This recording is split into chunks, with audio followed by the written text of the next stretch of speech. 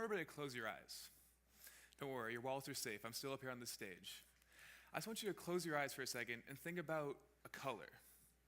Think about something of that color. Maybe think about past experience you've had with that color. But just for a few seconds, I want you to just focus on a color and then just reflect. Okay, now open your eyes. Hello, my name is Augustine. I'm a junior at Thousand Oaks High School and a member of Thousand Oaks' Center for Advanced Studies and Research. Now, what this class is it's basically an undergraduate level applied research class where kids like me can apply, we can get in, and for 2 years we get to choose a topic of our interest and then just research. We get to write this big paper our junior year, about 5,000 words, but the entire year is just research, and finding conclusions. So in this class, we have a wide variety of topics. We have kids with sports, we have a lot of music topics, but these didn't interest me initially. Crazy, the athlete doesn't like sports. But the hardest part for me was finding something that I was truly interested in enough to write 5,000 words about. So I've always been interested in psychology, but psychology is such a broad topic that almost didn't do for this class. I needed to find a way to refine this topic. Now, there are many different fields of psychology. You have forensic psychology, you have educational, there's so many fields that I could have went into. But there was just simply no end result to these topics. It seemed like to me there was nowhere I could have taken these topics personally and actually made a difference. Until I came upon medical psychology. Now, medical psychology deals largely with something called the placebo effect, which I'll get into much later. But for right now, I'm going to talk about the project itself and how I got to the conclusions that I have today. So the first part of this project was finding something that I can categorize people with, if that makes any sort of sense. I'll explain it. I couldn't find a way to categorize people on a psychological level initially, because in order to find a correlation with medical psychology I was focusing on, I needed to find a way just to group people. So I came upon the Briggs-Myers Personality Index. Now, what this allows people to be categorized by their personality types. So it asks what this test does is it asks you roughly 12 questions and then gives you a 4-letter sequence to your personality type. So it tests extroversion versus introversion, and a bunch of other ways to basically categorize you and put you into one of 16 categories you see today. Personally, I'm an ESTP personality type, which is often called the entrepreneur, as you see right there. Roughly 7% of the population have this personality type, so you can call me unique.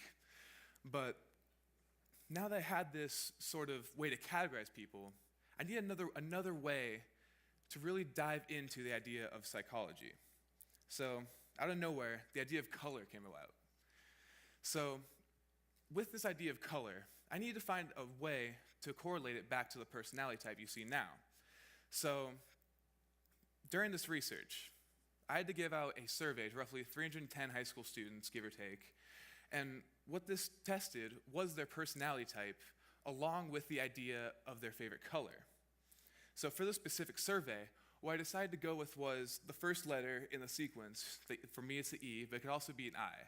What these letters mean, the E stands for extroversion. So if you're an extrovert, you're one who tends to thrive more off of attention. You tend to like attention from a crowd. You tend to like you're outgoing. You like talking to people more on a regular basis. While introverts, if you have an I for your sequence, they're more reserved.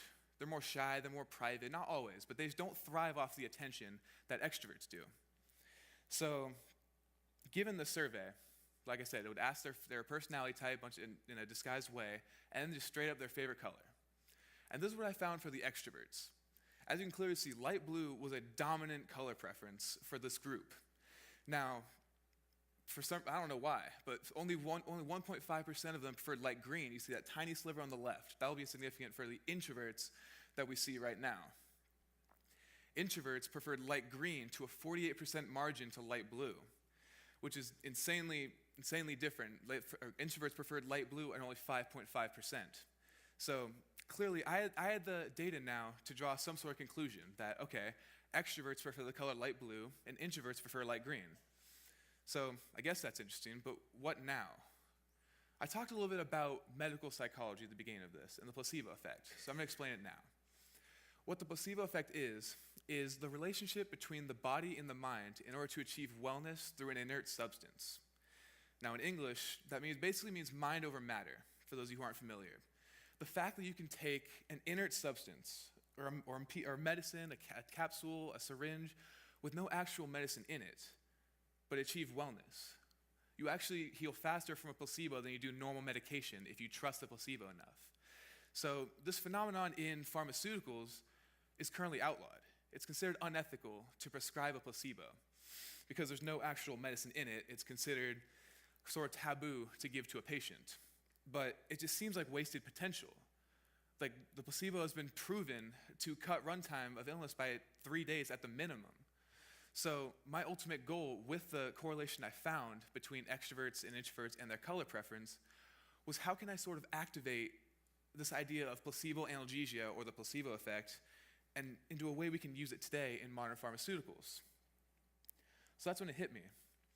I was at the doctor's office one week with a chronic sinus infection. So go to the doctor, fill out some paperwork, whatever. I go to the pharmacy, I pick up my medicine, and I open it and it's brown. Which, it could just be me, but brown just doesn't seem like a color for medication.